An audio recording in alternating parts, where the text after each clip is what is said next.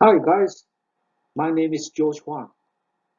Today we're going to talk about how to build an insulated shed, step by step. This one is 8 by 8. First, select where the shed going to be built, and then you build 8 by 8. So we're going to build 8.5 by 8.5 wood box. So it's a bigger than 8 feet by 8 feet, which is allow the frame structure sit on top of the 8.5 by 8.5 within the the slab.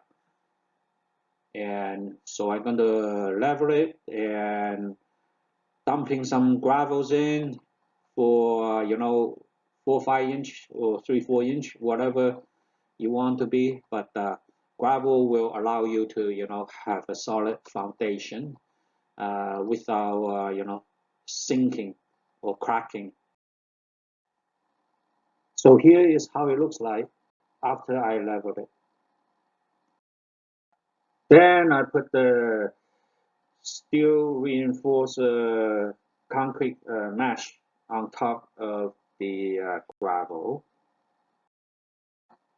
Then we're pouring the concrete in and doing a 3 to 4 inch of a concrete slab. While the concrete is wet, I stick the anchor, like a half-inch threaded anchor, into the wet concrete. So when it's cured, we can use it as mounting the frame. The next step is to put the frames up using a 2x4 pressure treated underneath the frame, and also put some red tape in the end of the 2x4. The frame goes up, so you prevent any moisture goes into the wood frame and don't get rotten. This will ensure this little shed I built will lasting for a long time.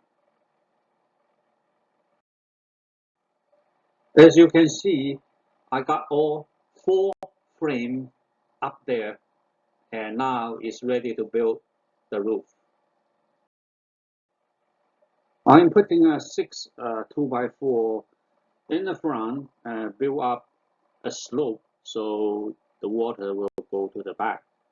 And you can go a little higher if you wish, but for me, I think it's good enough for now. I installed the 5/8 plywood on top of the roof and using some red tape sealing the joint. Look at me, I'm sweating and then putting a vapor barrier on top of the roof. That's a hot summer day. I also install half-inch plywood around the shed. It's taking in shapes. It's time to install the shingle. Before you install the shingle, you should install the drip cap first around the left side, right side, and lower bottom side. And I leave the top side drip cap uninstalled for the time being because I want to do that in the last step. And when you install the shingle, you should have a 6-inch offset so they are staggering each other. Now, all the shingle is almost in. As you can see, the shingle is just sitting on top of the drip cap. That's very important. So make sure the water don't get into the future. I finished all my shingle installation. Now it's time to put the last piece of the drip cap on top of the roof. And as I said before, I put the higher end, the top of the drip cap last. And the reason is that sit on top of the shingle so the water can run off from the higher end. Now I wrap the vapor barrier around the shed, install my windows and doors, as well as the siding. It's time to put the insulation and also the plastic vapor barrier on the roof as well as on the side. And then we are installing the wood panels to close up, and that's that. Now I install the light on top of the ceiling. That's that. Using aluminum flashing to cover all the outside wood, so there's no more water damage in the future. Okay, looks like I'm finishing off the trim around the window, so it's good to go. Hey, look at this.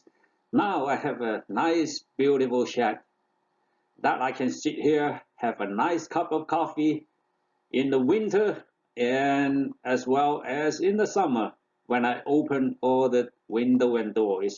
Nice breeze. It's just a nice cottage room and it's very enjoyable. And if you like it, please hit the subscribe button as well as the like button. Much appreciated. And let's take a look after we go through the winter and check it out again. Well, it's through the winter now. That shed still looks good. Let's go check it out. And that's when it's winter, you can still hear, and there's a little heater there if you come in the winter, and that's how it looks like. This looks good, no leakage, and it's warmer than outside since this one is insulated. And let's check it out, all this around.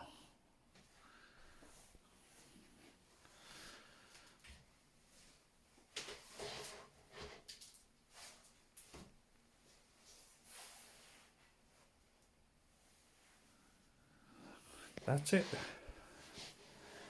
and that's the shed we built. Thank you for watching.